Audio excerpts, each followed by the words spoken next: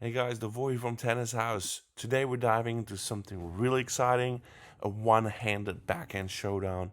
2 months ago, I made a big change with one of my students who just turned 9, by the way, transitioning him from a two-hander to a one-hander. So in this video, we're putting his technique under the microscope and comparing it to no other than Stefanos Tsitsipas, one of the best backhands in my eyes in the world.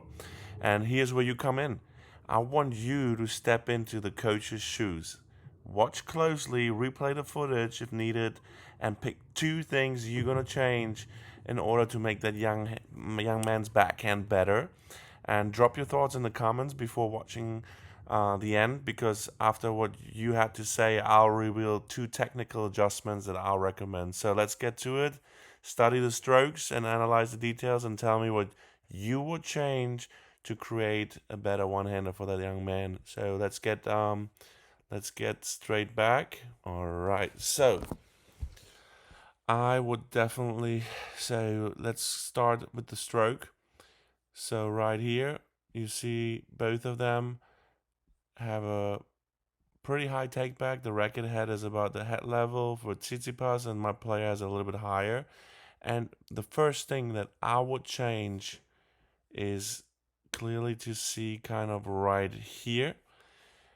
I would make sure when I work with my player the next time, I will have him straightening his forearm out a little bit, right? So as you can see in this moment, my student's forearm is bent and Tsitsipas he's straight right there.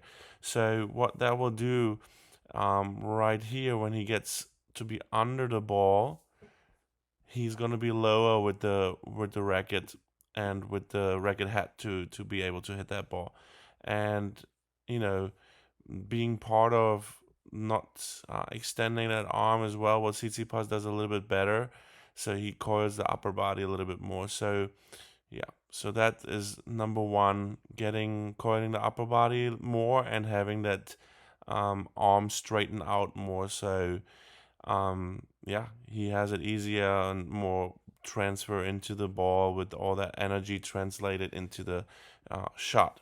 So the next thing that I would change actually is 2 more things.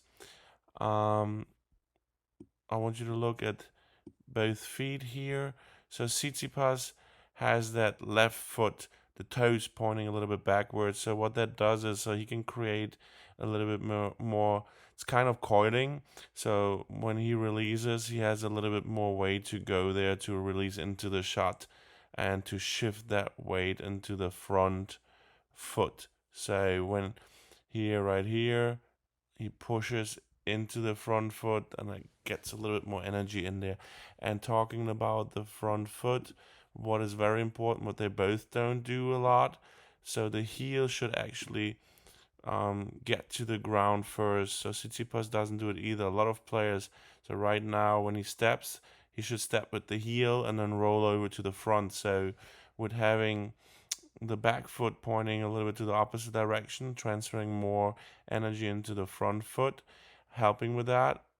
The heel is very important, so putting the heel on the ground first and rolling over, so it's a smooth transition to get power. So those 2 things I would work at the beginning. The first thing is definitely the arm position, to straighten the arm more out, coil the upper body more, stay longer sideways with that, and then I would work, on that base to correct the foot positioning in order to hit a nice backhand there. So yeah, let me, as I said earlier, it's interesting to see what you would have changed, and I'm curious to see if you would have done the same changes like I did. So, as always, thank you for watching the video. It's super fun, and yeah, if you have any questions, write me and give me your thoughts on the comment section, what you would have changed.